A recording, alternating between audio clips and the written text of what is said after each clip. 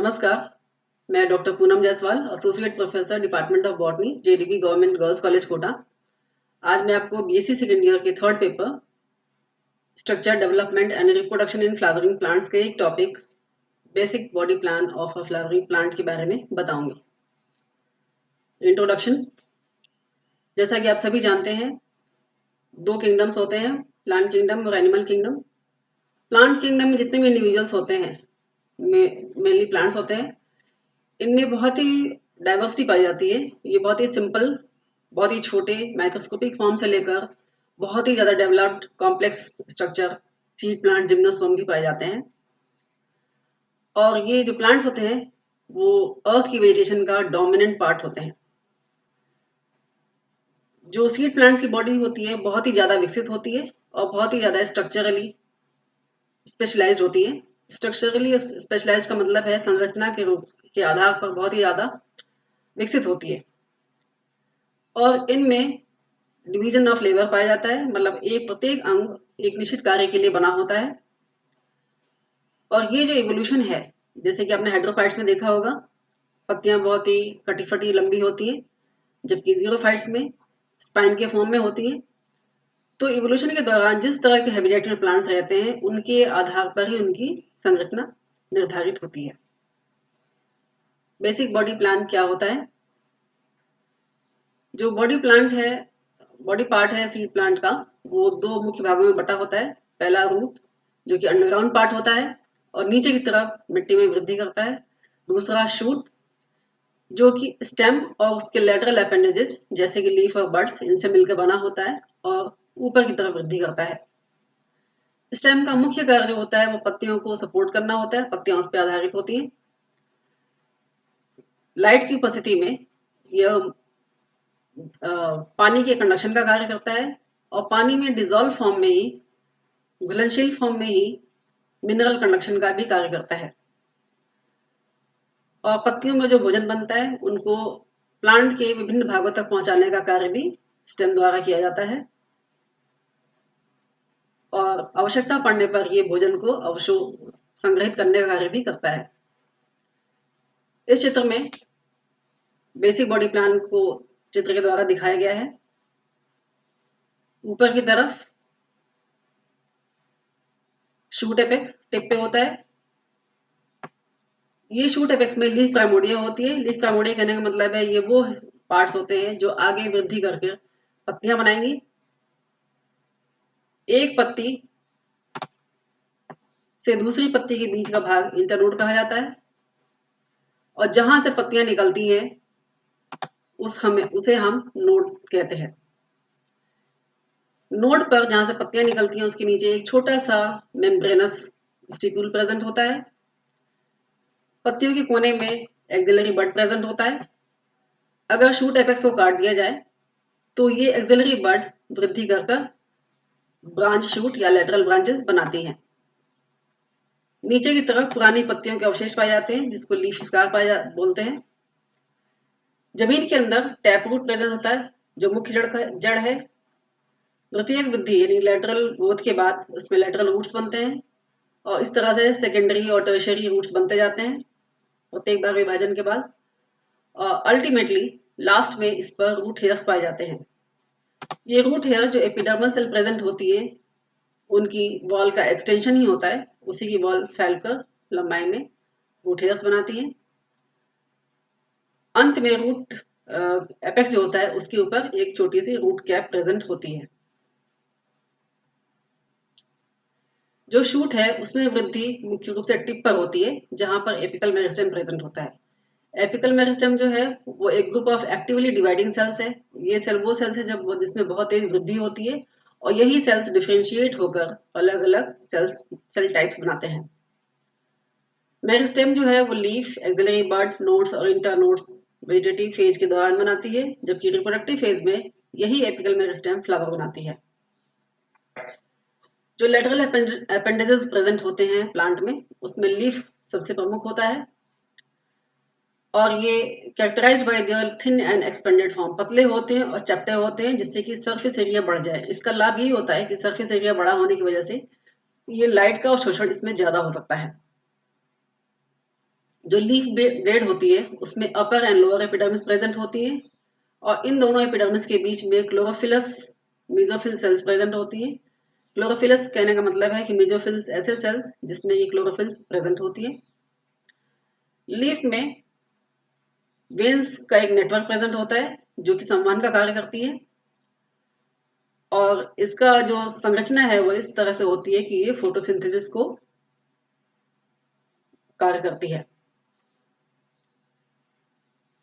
Transpiration के दौरान leaf के जो लोअर सरफेस पे स्टोमेटा प्रेजेंट होते हैं ये यही वाटर वेपोरेशन कार्य करते हैं जिसको हम ट्रांसपिरेशन के नाम से जानते हैं। रूट्स में जो वृद्धि होती है उसकी लंबाई भी एपिकल मेरिस्टेम से बढ़ती है, लेकिन यहाँ एक थोड़ा सा डिफरेंस होता है। जो शूट एपेक्स होती है उसकी एपिकल मेरिस्टेम बिल्कुल टिप पे प्रेजेंट होती है, जबकि रूट्स में एपिकल मेरिस्टेम सब एपिकल होती है। सब एपिकल कहने का मतलब है कि टिप से थोड़ी सी नीचे की तरफ प्रेजेंट होती है और जो टिप है वो रूट कैप से कवर्ड होता है। रूट का मुख्य कार्य एंकरेज है। एंकरेज का मतलब है पौधे को मिट्टी में जकड़ के रखना। दूसरा कार्य है एब्जॉर्प्शन ऑफ वाटर और इनऑर्गेनिक मिनरल सॉल्ट्स जो पानी में घुलनशील अवस्था में अवशोषित किए जाते हैं। जो रूट हेयर्स होते हैं वाटर अवशोषण का मुख्य कार्य वही करते हैं और ये एक्चुअली जो यहाँ पे लिखा हुआ है एपिडर्मल सेल का एक्सटेंशन होते हैं। उसकी वॉल लेयर आगे की तरफ फैलकर हेयर्स के फॉर्म में प्रेजेंट होती है और ये इसलिए होती है जिससे कि रूट का सरफेस एरिया बढ़ाया जा सके, जिससे कि अवशोषण आसानी से किया जा सके। पहले चित्र में आप देखिए शूट एपेक्स है, इसमें लीफ प्राइमोडिया प्रेजेंट है जो आगे वृद्धि कर लीफ बनाएंगी।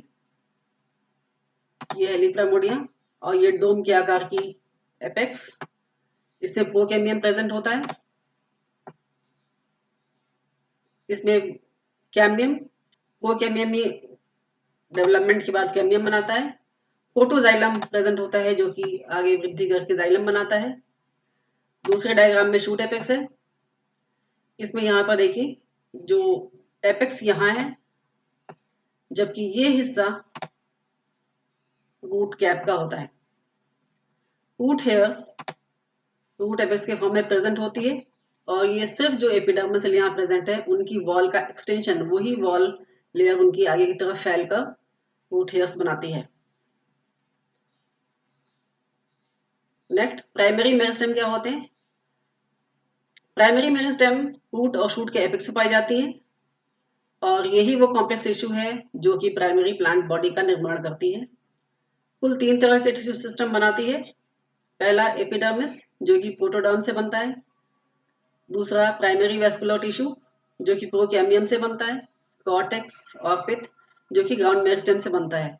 इस तरह से प्रोटोडर्म, प्रोकैम्बियम और ग्राउंड मेरिस्टेम ये वो सेल्स हैं जिनसे आगे जाकर एपिडर्मिस, प्राइमरी वेस्कुलर टिश्यू और कॉर्टेक्स तथा पिथ बनेंगे।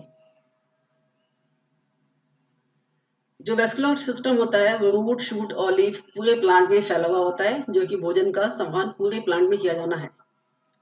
यह जाइलम से बना होता है और फ्लोएम से बना होता है। जाइलम का कार्य वाटर का कंडक्शन है जबकि फ्लोएम का काम फूड मटेरियल का संवहन है। कंडक्शन के अतिरिक्त वेस्कुलर सिस्टम जो है वो मैकेनिकल सपोर्ट का भी प्रदान करती है पौधे को। सेकेंडरी ग्रोथ के बाद इनकी जो सेल्स होते हैं वो काफ़ी हार्ड होते हैं, लिग्निफाइड होते हैं। इस वजह से ये मैकेनिकल सपोर्ट एक टफनेस प्रदान करते हैं प्लांट को। मोनोकॉट्स में और जो छोटे हर्बेशियस प्लांट्स होते हैं डाइकॉट के, उनमें प्रोकैम्बियम सेल ये डिफ्रेंशिएट होकर जाइलम और फ्लोएम बनाती है और उसके बाद इनका कोई कार्य नहीं होता, ये समाप्त हो जाते हैं। इसकी वजह ये है कि यहाँ पर सेकेंडरी ग्रोथ नहीं होती।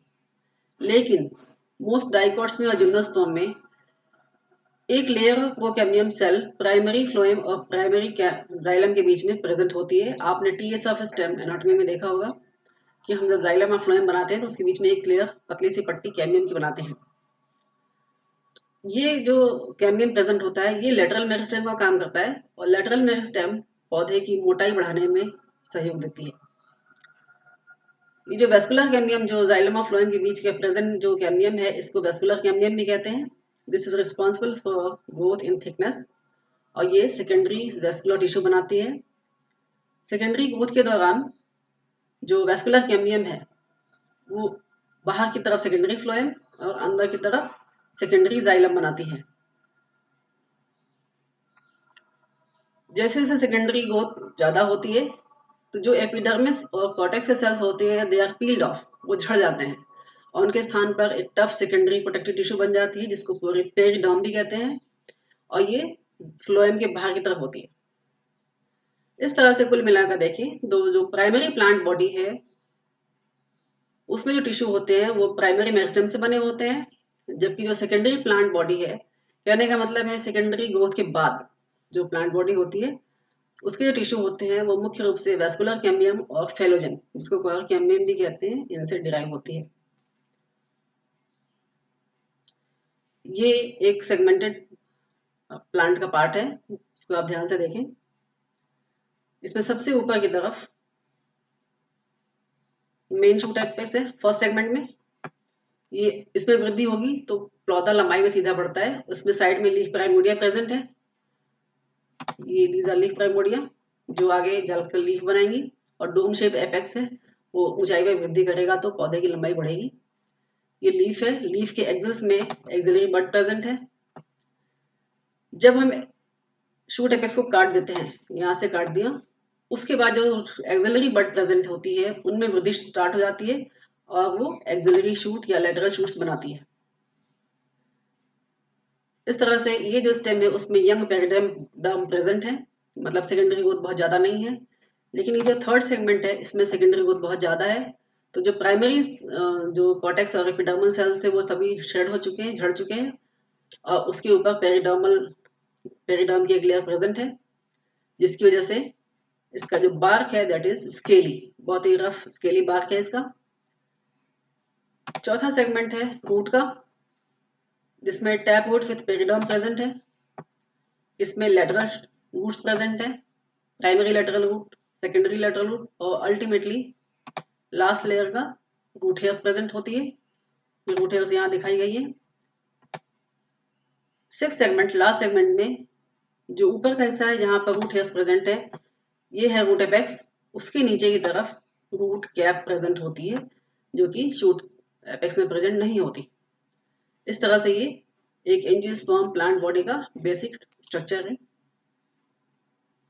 थैंक यू, आशा करती हूँ ये आपको समझ में आया होगा टॉपिक।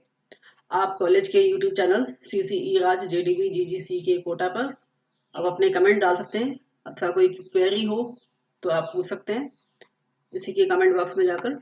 धन्यवाद।